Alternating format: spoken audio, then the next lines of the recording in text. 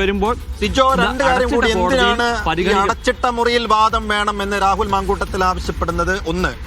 രണ്ടാമത്തെ കാര്യം, ഈ രാഹുൽ ഈശ്വറിന്റെ കാര്യത്തിൽ ഇന്ന് എന്താണ് സംഭവിക്കാൻ പോകുന്നത്? ജാമ്യ അപേക്ഷ ഇന്ന് കോടതി പരിഗണിക്കുമ്പോൾ എത്ര പ്രതീക്ഷ രാഹുൽ ഈശ്വറിനുണ്ട്? രണ്ട് കാര്യത്തിന്റെ മറുപടി.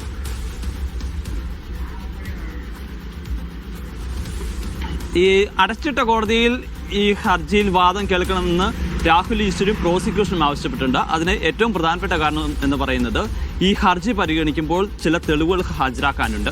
ഇതിൽ ഹാജരാക്കിയിട്ടുണ്ട്, അത് കോടതിയുടെ പരിഗണനയിലേക്ക് വരും. അത് ഡിജിറ്റൽ തെളിവുകളാണ്. രാഹുലും ഈ യുവതിയും തമ്മിലുള്ള സംഭാഷണമുണ്ട്. അതോടൊപ്പം തന്നെ രാഹുൽ തന്നെ ചിത്രീകരിച്ചു എന്ന് പറയുന്ന വീഡിയോ ഉണ്ട്. ഇവർ ഒരുമിച്ച് ഉണ്ടായിരുന്ന സമയത്ത് രാഹുൽ ചിത്രീകരിച്ചു എന്നാണ് പറയുന്നത്. അത്ര വീഡിയോസുകളുണ്ട്. അതോടൊപ്പം തന്നെ ചില ഫോട്ടോസുണ്ട്. ഇതെല്ലാം ഇരയുടെ കൂടി ഐഡന്റിറ്റി വെളിപ്പെടുത്തുന്ന രീതിയിൽ നമ്മൾ ഒരു ഓപ്പൺ കോർട്ടിൽ ഇതെല്ലാം പ്രദർശിപ്പിക്കുമ്പോൾ സ്വാഭാവികമായും അവിടെയുള്ള മറ്റ് അഭിഭാഷകരും അല്ലെങ്കിൽ ഈ കേസുമായി ബന്ധപ്പെട്ട് ഉള്ള ആളുകൾക്ക് കൂടി ഇതിനെക്കുറിച്ചുള്ള വിവരങ്ങൾ കിട്ടും. അപ്പോൾ അതിൻ്റെ ഒരു രഹസ്യ സ്വഭാവം പോകും. അതോടൊപ്പം തന്നെ ഇരയുടെ ഐഡന്റിറ്റി വെളിപ്പെടുത്തുന്ന തരത്തിലേക്ക് ഈ വാദത്തിൻ്റെ കാര്യങ്ങൾ പോകും എന്നുള്ളത് കൊണ്ടാണ് പറഞ്ഞിരിക്കുന്നത്. രാഹുൽ മാത്രമല്ല, ആദ്യം രാഹുലാണ് അത്തരത്തിലൊരു ആവശ്യം ഉന്നയിക്കുന്നത്.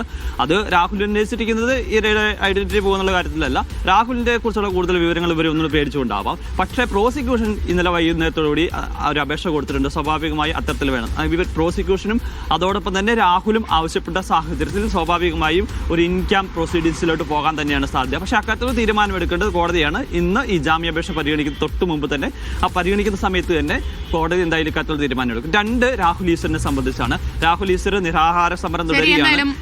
ഇനി എത്ര ദിവസം വരെ ഇങ്ങനെ